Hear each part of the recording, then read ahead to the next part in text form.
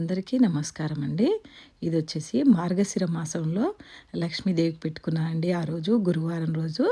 దానికి నేను గజలక్ష్మి దీపం దేనికి పెట్టుకున్నానో, ఎలా పెట్టుకున్నానో, ఆ దీపాన్ని ఎలా కొనుక్కున్నానో అనేది చెప్తానండి. ఈ దీపం నేను ఈ వెండి దీపం అండి. నేను ఎప్పుడైతే బ్రహ్మముహూర్తంలో లేసి పూజ చేసుకోవాలనుకున్నానో, అప్పటినుంచి అనుకుంటున్నానండి. దాదాపు 4, 5 ఏళ్లుగా అనుకుని ఉండొచ్చు నేను ఈ దీపం కొనుక్కోవాలని. రూపాయి దాచుకొని కొనుక్కున్నానండి. అందులో ఫస్ట్ మనీ వచ్చేసి మా అన్నయ్య రాఖీకి నాకు ఒక ₹1000 చీర కొనుక్కో అమ్మా అని ఇచ్చాడండి. ఆ డబ్బులు దాచి దాంతో పాటే కొద్ది కొద్దిగా జైలుకాస్లో నేను డబ్బులు కట్టుకున్నానండి. కట్టుకొని ఒక 4, 5 ఏళ్ల తర్వాత నేను ఈ గజలక్ష్మి దీపాన్ని ఈ వెండిది కొనుక్కోవాలని ఎంత కోరిక ఉండేదండి. అందరిది చూసేదాన్ని నేను వీడియోలు. నాకు కూడా కొనుక్కోవాలి, దీపారాధన చేసుకోవాలి అందులో ఉండేదండి. అది పెట్టేస్తే ఏదో అన్నీ వచ్చేస్తాయి, డబ్బులు వచ్చేస్తాయి, అన్నీ వచ్చేస్తాయి అని కాదండి. ఒక నమ్మకంతో నేను అది తెచ్చుకున్నానండి.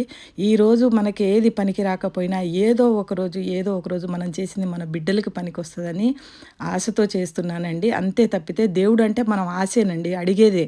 కానీ మన కృషి ఫలితం ఇచ్చేదంతా దేవుడి దగ్గరే ఉంటుందండి. మన చేతుల్లో ఏమీ ఉండదు.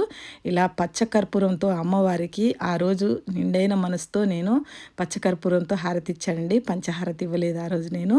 ఈవినింగ్ నేను ఇచ్చుకున్నాను. ఇది మార్నింగ్ చేసుకున్నాను పూజ. ఈవినింగ్ ఇచ్చుకున్నాను మళ్ళీ మంచిగా హారతి. అమ్మకు మందారాలైతే ఇలా మంచి మందారాలు తెచ్చి పెట్టుకోవాలని నాకు ఎంత కోరికో అండి.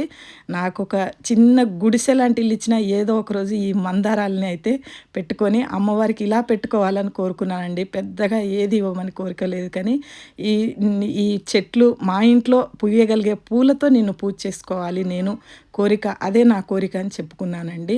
నిజంగా ఆ దేవుడికి తెలుసు నేనేం కోరుకున్నానో. ఏదైనా అందరూ నా వీడియోస్ చూస్తున్న మీరందరూ కూడా చాలా బాగుండాలని కోరుకున్నానండి. మీరందరూ బాగుంటూ నా వీడియోలు చూసి లైక్ చేయండి, షేర్ చేయండి, కామెంట్ చేయండి.